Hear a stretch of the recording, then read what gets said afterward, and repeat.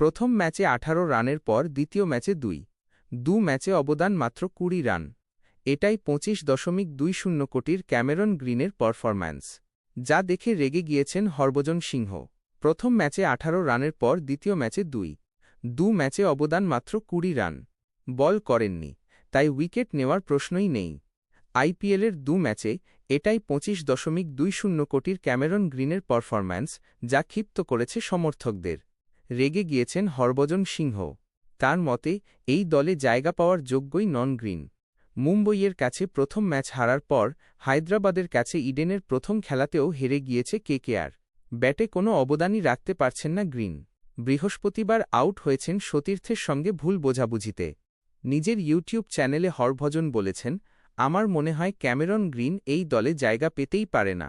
সহজ কারণ হল ও বল করছে না। কেকেআরের উচিত টিম সেইফার্টকে দলে এনে ওকে দিয়ে ওপেন করানো। গ্রিন বল না করলে ওর থেকে ভাল ব্যাটার কেকেআরের দলে রয়েছে। সেইফার্টের মতো বিকল্প রয়েছে।